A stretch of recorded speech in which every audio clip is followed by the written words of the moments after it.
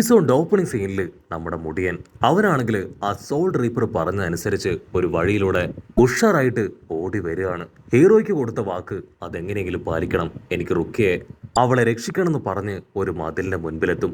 അവനാണെങ്കിൽ ആ മതിൽ തകർത്ത് മുൻപിലേക്ക് വരുമ്പോഴായിരിക്കും വലിയൊരു സോൾ റീപ്പർ അതങ്ങനെ ടെററായിട്ട് പല്ലൊക്കെ കടിച്ച് മുടിയനെ അറ്റാക്ക് ചെയ്യാൻ റെഡി ആയിട്ട് നിൽക്കുന്നതായിട്ട് അവൻ കാണാം. നമ്മുടെ മുടിയൻ അവൻ ഭയങ്കര പവർഫുൾ ആണ്. ഓൾറെഡി ട്രെയിനിങ് എടുത്ത് അവൻ അവന്റെ പവറൊക്കെ എൻഹാൻസ് ചെയ്ത് കഴിഞ്ഞു. അതുമാത്രമല്ല, ഈ സോൾ സൊസൈറ്റിയിലേക്ക് വന്നിട്ട് അവൻ ഒരുപാട് സോൾ റീപ്പേഴ്സിനെ തല്ലി തകർത്ത് കഴിഞ്ഞിരിക്കുകയാണ്. സോ അവനിപ്പോ ഈ ഒരു സോൾ റീപ്പർ ആള് ശരിക്കും ഒരു ഇരയേ അല്ല.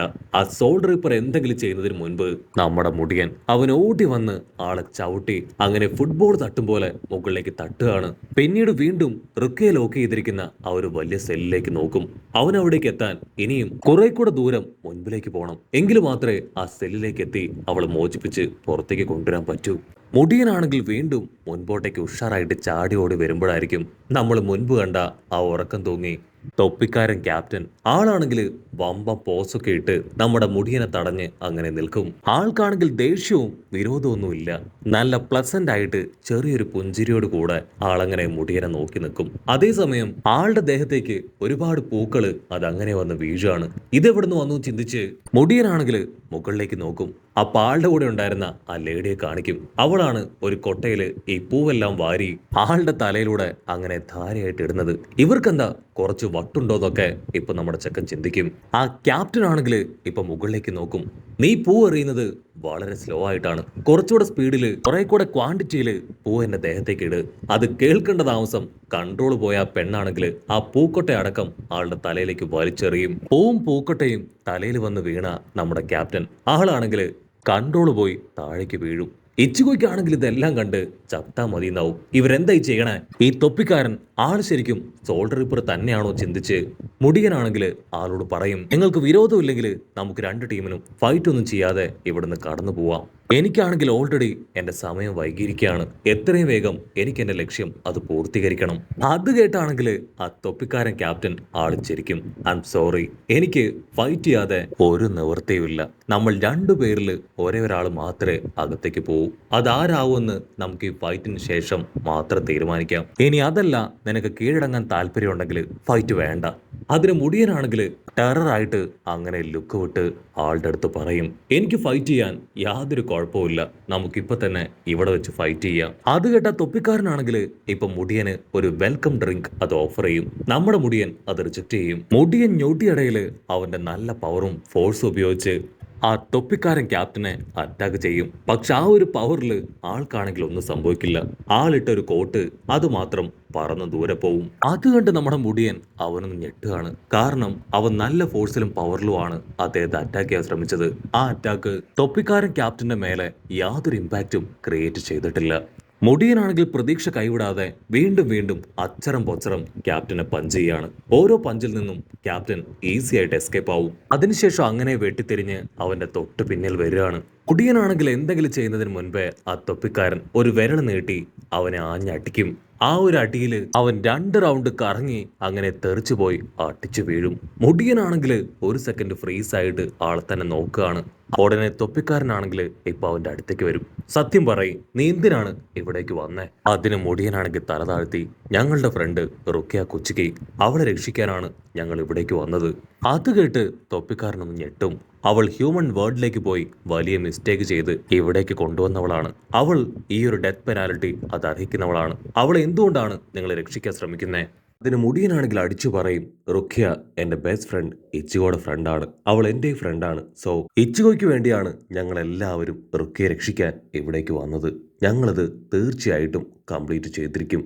അത് കേട്ട തൊപ്പിക്കാരനാണെങ്കിൽ ആളുടെ സ്ക്വാഡ് അങ്ങനെ കയ്യിലെടുക്കുകയാണ്. എന്റെ മുൻപിൽ വേറെ വഴിയില്ല, അങ്ങനെയാണെങ്കിൽ എനിക്ക് നിന്നെ കൊന്നേ പറ്റൂ. അടുത്ത നിമിഷം മുടിയന്റെ കയ്യിലൂടെ അവന്റെ വെപ്പൻ പുറത്തേക്ക് വരികയാണ്. തീർച്ചയായിട്ടും ഇച്ചിഗോയ്ക്ക് വേണ്ടി ഞാനിത് ചെയ്യൂന്ന് പറഞ്ഞ് അവൻ തൊപ്പിക്കാരന് നേരെ ഓടി അടുക്കാണ്. അപ്പൊ അവിടുന്ന് അങ്ങനെ കട്ട് ചെയ്ത് ഒരു ഫ്ലാഷ് ബാക്ക് കാണിക്കും. ഫ്ലാഷ് ബാക്കിൽ മുടിയനെ ഒരുപാട് പേര് റൗണ്ട് ചെയ്ത് അറ്റാക്ക് ചെയ്യുകയാണ്. പക്ഷെ മുടിയനാണെങ്കിൽ അവർക്കെതിരെ ഒരു ചെറുവിരൽ പോലും അനക്കില്ല. ഒരു ചെറുവിരൽ പോലും അനക്കാതെ അടി മുഴുവൻ അങ്ങനെ വാങ്ങിക്കുകയാണ്. അടുത്ത നിമിഷം ഇച്ചിഗോ ആണെങ്കിൽ അവിടേക്ക് ചാടി വീഴും. അതിനുശേഷം ആ വില്ലന്മാരെ എല്ലാവരെയും തല്ലി തല്ലി അവിടുന്ന് ഓടിച്ച് മുടിയനെ അവരുടെ കയ്യിൽ നിന്നും ആയിട്ട് രക്ഷിക്കും. മുടിയനാണെങ്കിൽ ഇവിടെ എന്താ സംഭവിക്കണമെന്ന് മനസ്സിലാവാതെ ഹീറോ ഇച്ചിഗോയെ തന്നെ നോക്കും. ഹീറോ ആണെങ്കിൽ ഇച്ചിഗോയുടെ അടുത്തേക്ക് വരും. നിനക്ക് എന്തെങ്കിലും പറ്റിയോ? നിനക്ക് നല്ല പവറില്ലേ, പിന്നെ എന്തുകൊണ്ട് നീ അവരോട് തിരികെ ഫൈറ്റ് ചെയ്യുന്നില്ല? അതിനവനാണെങ്കിൽ അവന്റെ ഗ്രാൻഡ്പ കൊടുത്തൊരു കോയിൻ അതങ്ങനെ നോക്കിക്കൊണ്ടിരിക്കും. ഇതെനിക്ക് എന്റെ ഗ്രാൻഡ്പ തന്ന കോയിനാണ്. ഇത് മാത്രമല്ല, വളരെ ചെറുപ്പത്തിൽ തന്നെ ഗ്രാൻഡ്പയ്ക്ക് ഞാൻ വാക്ക് കൊടുത്തിരുന്നു, ഞാൻ ഇനി ആരുമായിട്ടും ഫൈറ്റ് ചെയ്യില്ല എന്ന്. ഞാൻ കാരണം ആരും ഹേർട്ട് ആവില്ല എന്ന്. നീ വിഷമിക്കേണ്ട ആവശ്യമൊന്നുമില്ല, എനിക്ക് കുഴപ്പമൊന്നുമില്ല, ഞാൻ ഓക്കെ ആണെന്ന് പറയും. അപ്പൊ അവിടുന്ന് അങ്ങനെ സൂം ചെയ്ത ദൂരത്തായിട്ട് ഒരു ഫോൺ കിടക്കുന്നത് കാണുകയാണ്. അത് ആ വില്ലന്മാരുടെ ഫോണാണ്. അതിലൂടെ മുടിയൻ സാധോയും നമ്മുടെ ഹീറോ ഇച്ചിഗോയും അവർ പറയുന്ന കാര്യങ്ങൾ ആ വില്ലന്മാര് അവർ മറ്റൊരു ഭാഗത്ത് നിന്ന് അങ്ങനെ രഹസ്യമായിട്ട് കേൾക്കുകയാണ്. അവർക്കാണെങ്കിൽ ഭയങ്കര സന്തോഷം. വലിയെന്തോ റോക്കറ്റ് പോയിട്ട് സന്തോഷത്തിൽ അവർ തുള്ളിച്ചാടും. കാരണം മുടിയന്റെ വീക്ക്നെസ്, നമ്മുടെ മുടിയന്റെ വീക്ക് പോയിന്റ് അതവര് കണ്ടെത്തി കഴിഞ്ഞു. ഇവിടുന്ന് അങ്ങനെ സീൻ കട്ട് ചെയ്ത് അടുത്ത ദിവസം നമ്മുടെ മുടിയൻ അവനാണെങ്കിൽ പാട്ടൊക്കെ കേട്ട് ഹായായിട്ട് സ്ട്രീറ്റിലൂടെ നടന്നു വരികയാണ്. അടുത്ത നിമിഷം ആ വില്ലന്മാര് അവര് മുടിയനെ തട്ടിക്കൊണ്ടുവന്ന് ഒരു ഭാഗത്ത് കെട്ടിയിടും. അതിനുശേഷം അതിലെ മെയിൻ വില്ലൻ മുടിയന്റെ കഴുത്തിലുണ്ടായിരുന്ന ആ ഒരു ചെയിൻ അതങ്ങനെ വലിച്ചു പൊട്ടിക്കുകയാണ്. ഇതാണല്ലേ നിനക്ക് ഏറ്റവും വാല്യുബിൾ ആയിട്ടുള്ള നിന്റെ ഗ്രാൻഡ്പ തന്ന ഗിഫ്റ്റ്? നിനക്ക് ഇത്രയും ഹൈറ്റും വെയിറ്റും ഒക്കെ വേസ്റ്റ് ആണ്, നിന്നെ കൊണ്ട് ഒന്നും ചെയ്യാൻ കഴിയില്ല. അതുകൊണ്ട് ഈ ഒരു ഗിഫ്റ്റ് അത് നിന്റെ മുൻപിൽ വെച്ച് ഞങ്ങൾ നശിപ്പിക്കുമെന്ന് പറഞ്ഞ് ആ മെയിൻ വില്ലൻ ആണെങ്കിൽ ആ ലോക്കറ്റ് ഒരു കട്ടർ ഉപയോഗിച്ച് കട്ട് ചെയ്യാനായിട്ട് തുടങ്ങുകയാണ്. മുടിയൻ സാധോ ആണെങ്കിൽ ആ കാഴ്ച കണ്ട് നെഞ്ചു തകർന്ന് പൊട്ടിക്കരയാണ്.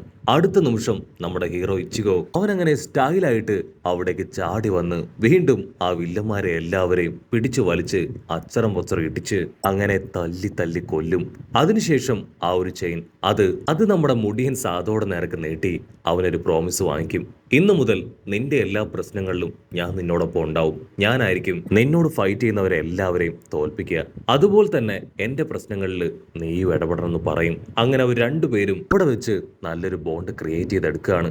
അവിടുന്ന് അങ്ങനെ കട്ട് ചെയ്ത് ഇപ്പൊ പ്രസന്റ് കാണിക്കും. ഈ കാര്യങ്ങളെല്ലാം ഓർത്ത നമ്മുടെ മുടിയൻ സാധു അവൻ കറങ്ങി വന്ന് ആ ക്യാപ്റ്റൻ തൊപ്പിക്കാരനെ അച്ചരം പൊച്ചരം പഞ്ച് ചെയ്യാണ്. പക്ഷെ ആളുടെ ബോഡിയിലാണെങ്കിൽ ഒരു പോറൽ പോലും ഏൽക്കില്ല. മുടിയനാണെങ്കിൽ ഏതൊക്കെ തരത്തിൽ പഞ്ച് ചെയ്തിട്ടും അതിൽ നിന്നെല്ലാം തന്നെ ആ ഒരു തൊപ്പിക്കാരൻ രക്ഷപ്പെട്ട് മാറുകയാണ്. മുടിയന്റെ പേടി അതിപ്പോ അങ്ങനെ കൂടി കൂടി വരും.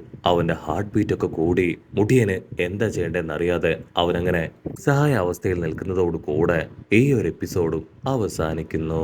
എപ്പിസോഡ് ഇഷ്ടപ്പെടുകയാണെങ്കിൽ തീർച്ചയായിട്ടും ലൈക്ക് ചെയ്യാനും കമന്റ് ചെയ്യാനും ഷെയർ ചെയ്യാനും മറക്കല്ലേ. അടുത്തൊരു അടിപൊളി എപ്പിസോഡുമായിട്ട് കാണുന്നവരെ it's me with Mallu episode.